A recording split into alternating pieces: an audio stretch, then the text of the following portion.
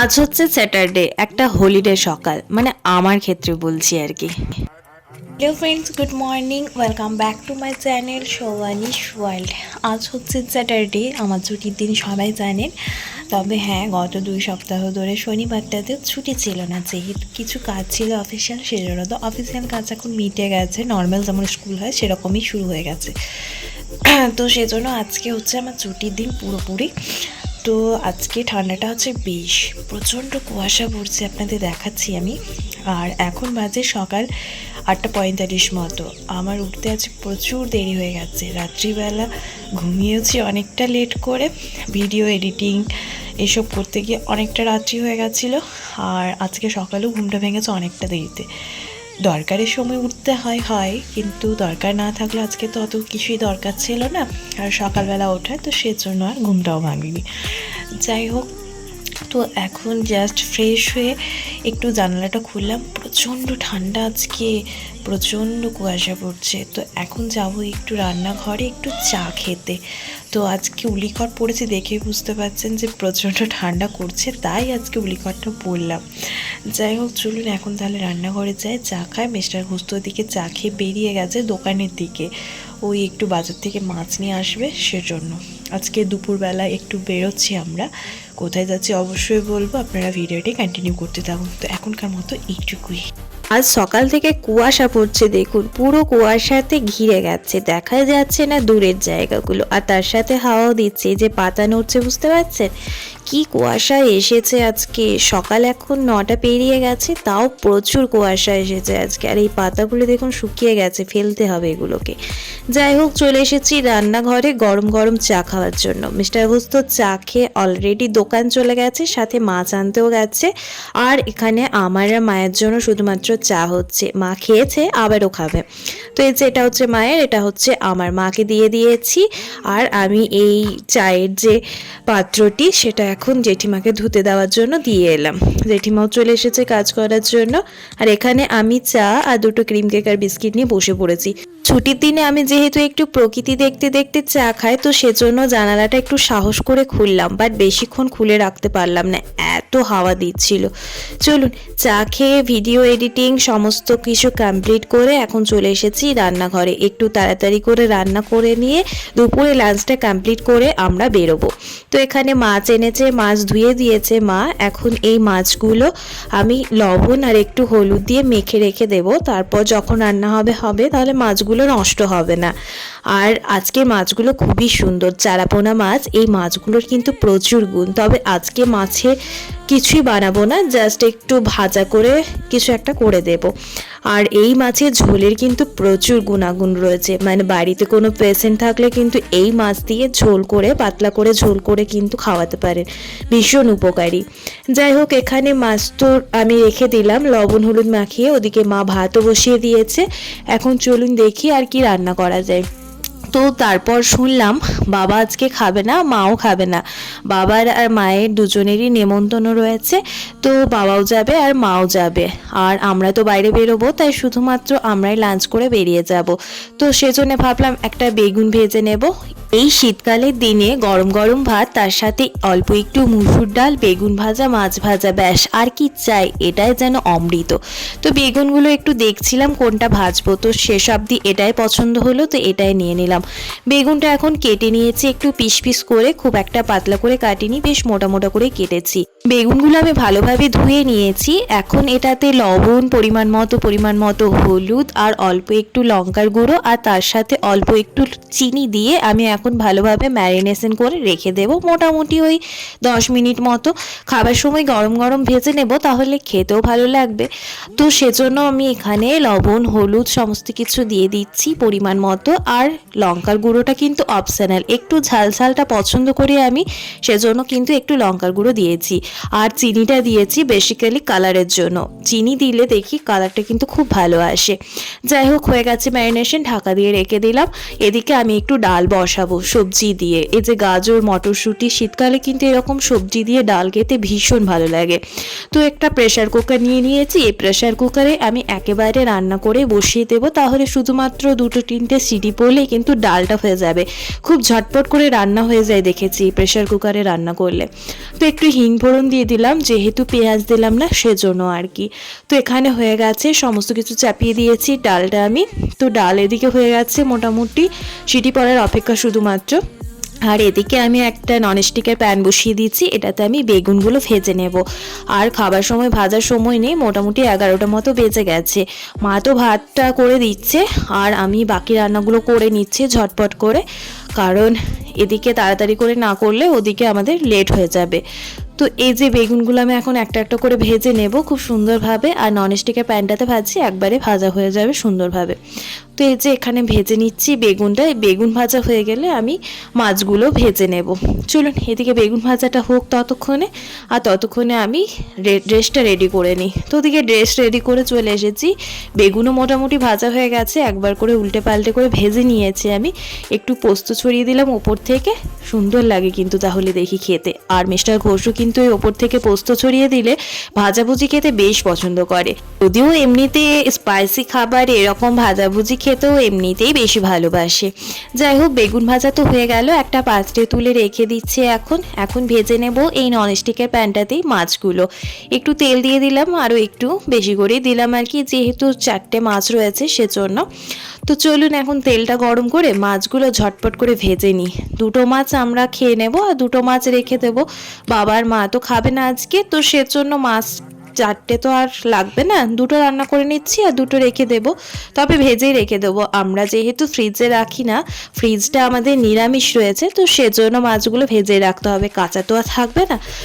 তো সেজন্য মাছগুলো এখন ভালোভাবে একটু কড়া করে ভেজে নেব আজকে। মাছ ভাজা প্রায় কমপ্লিট, 2টো এখন তুলে রেখে দিচ্ছি, আর বাকি 2টো আমি একটু টমেটো দিয়ে রান্না করে নেব। 2টো টমেটো কেটে নিয়েছি, টমেটোগুলো এখন পাত্রের মধ্যে দিয়ে দেব। অল্প লবণ, অল্প হলুদ, অল্প একটু লঙ্কার গুঁড়ো দিয়ে একটু ভালোভাবে ম্যাশ করে ভেজে নেব। তারপর শেষে একটু ধনেপাতা ছড়িয়ে নামিয়ে নেব।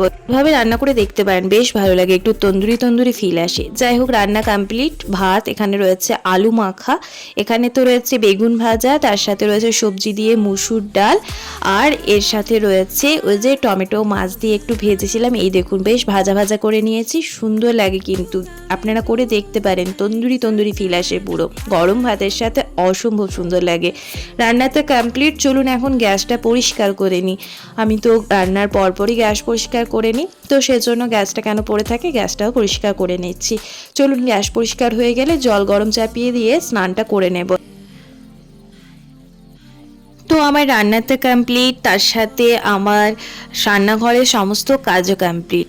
আর ওদিকে মা আর বাবা তো যাবে প্রসাদ খেতে, তো সেজন্য আর ওদিকে কোনো চাপ নেই। এখন মিস্টার ঘোষ স্নান করছে, ওর হয়ে গেলে আমি স্নানটা করে নেব। আচ্ছা, তো এখন আমার স্নান খাওয়া সমস্ত কিছু কমপ্লিট, এখন রেডিও হয়ে গেছি পুরোপুরিভাবে। আর এখন বাজে বেলা 1টা মতো, এখন আমরা বেরোচ্ছি, আমাদের গাড়িও চলে এসেছে আর ড্রাইভার দাদাও চলে এসেছে।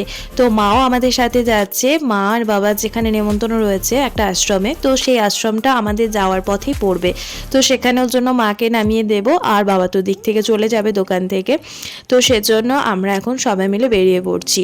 আর মিস্টার ঘোষ ওদিকে বাড়ির দরজাগুলোতে একটু তালা দিয়ে তারপর বেরোচ্ছে। যাই হোক, এদিকে দেখুন ফুল গাছগুলো পুরো এদিকে চলে এসেছে, কি সুন্দর লাগছে না, কাগজ ফুলের গাছগুলো পুরো দরজাটা ঝেঁকে দিয়েছে, সুন্দর লাগছে। তো চলুন এখন যাত্রা শুরু করা যাক, কোথায় যাচ্ছি যেতে যেতে বলছি।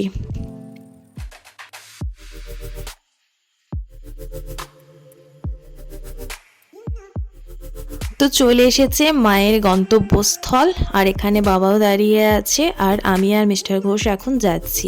ওই যে মা বাবা নেমে গেল, এখানেই নেমন্তন্ন রয়েছে, ওরা তো চলে যাবে ওখানে প্রসাদ খেয়ে বাড়ি চলে যাবে। আচ্ছা, তো চলুন আমি আর আপনাদের ধোঁয়াশার মধ্যে রাখবো না, আমরা কোথায় যাচ্ছি বলে ফেলি। আমরা যাচ্ছি একটু দুর্গাপুর অনলি মুভি দেখার জন্য। আমরা তো জীবনে সবাই খুবই ব্যস্ত, নিজের নিজের কাজের মধ্যে সবাই ব্যস্ত থাকি। তবে আমরা চেষ্টা করি একটা হলিডে পেলে নিজেদের মতো একটু টাইমটা স্পেন্ড করার। খুব ভালো লাগে দেখবেন, সপ্তাহে যদি কারোর সময় নাও হয়, মাসে একবারও কিন্তু প্রিয় মানুষটির সাথে বাইরে কোথাও গিয়ে একটু আলাদাভাবে পার্সোনাল কিছু সময় কাটাবেন, কারণ এগুলোই থেকে যাবে। জীবন তো একটাই বলুন, আমি মনে করি জীবনটাকে উপভোগ করাটাই আমাদের উচিত। কারণ পরজীবন বলে আমি সত্যি কিছু বিশ্বাস করি না, তবে লোকে বলে পরের জন্ম বলে একটা জন্ম আছে। তো পরের জন্মে কী হবে সে কথা ভেবে এই জন্মে আনন্দ করব না বলুন? আমি মনে করি এই জন্মে যখন মানুষের জন্মেছি তখন মানুষের যে মানব জীবন সেটা আমি এনজয় করে নেব।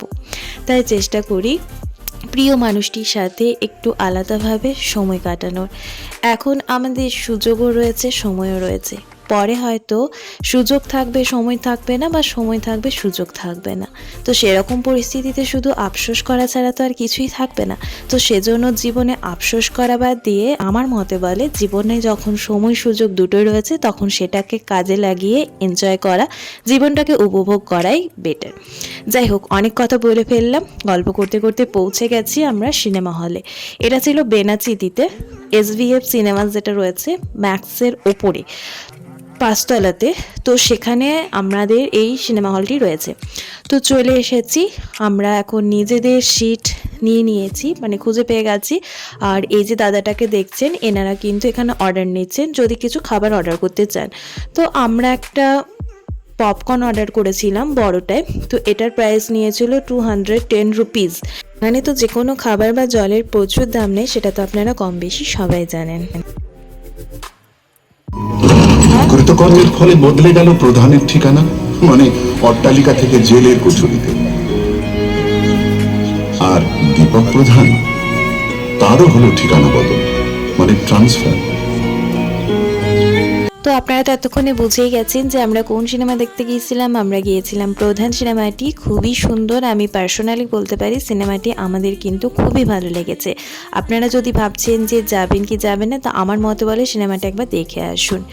যাই হোক, আমরা হল থেকে বেরিয়ে পড়েছি, প্রচণ্ড খিদে পেয়ে গেছিলো। সেই দুপুরে লাঞ্চ করে এসেছিলাম, আর তার সাথে একটু পপকর্ন খেতে খেতে সিনেমাটা দেখলাম 3 ঘন্টা ধরে। 3 ঘন্টা নয়, হবে 2.5 ঘন্টা এরকম। যাই হোক, বাইরে বেরিয়েই দেখি ফুচকা রয়েছে। আর ফুচকা থাকলে আমি তো আর লোভ সামলাতে পারি না, যেখানেই ফুচকা দেখতে পাই কিছু খাই আর না খাই প্রথমে ফুচকার দোকানে চলে যায়। তো এখানে সেরকমই চলে এসেছি। তো এখানে খাবো ফুচকা। এখানে দিচ্ছিল 10 টাকার 4টি ফুচকা। আর কলকাতার কথা শুনবেন, 20 টাকা 4টি ফুচকা। খেতেও মন চাইলেও খেতে পারছিলাম না, কারণ আমরা এখানে 10 টাকার 4টে খেয়ে অভ্যস্ত, ওখানে 20 টাকার 4টে বড্ড গায়ে লাগছিল কিন্তু। যাই হোক, এখানে ফুচকা এখন দিতে শুরু করে দিয়েছে, আর লোভ সামলানো যাচ্ছে না। চলুন ঝপঝপ করে ফুচকাগুলো খেয়ে আরও কিছু খেয়ে বাড়ি ফিরতে হবে। তো ফুচকা খাওয়া কমপ্লিট করে চলে এসেছি মোমোর দোকানে। ইদানিং দেখছি মোমোটা আমার বড্ড প্রিয় হয়ে গেছে। যেখানেই দেখছি সেখানে ফুচকার সাথে সাথে মোমো দেখলে চলো মোমোও খাওয়া যাক। তো চলে এসেছি, স্ট্রিট ফুডই খাচ্ছি এখন। স্ট্রিট ফুড আর খেয়েই বাড়ি চলে যাব, আর তেমন কিছু ভরপেট খাওয়ার ইচ্ছে নেই। তো এখানে মোমো নিয়ে নিয়েছি 1 প্লেট। এখানে 1 প্লেটে দিচ্ছিল 8 পিস, আর এটার প্রাইস ছিল 60 রুপিস।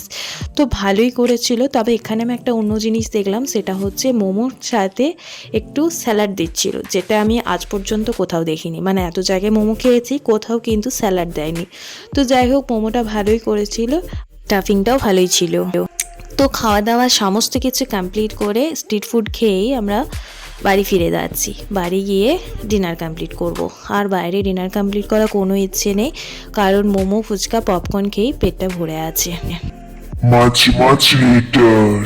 তো ফাইনালি ফিরে গেছি বাড়ি। এখন বাজে রাত্রি 8:15 মতো।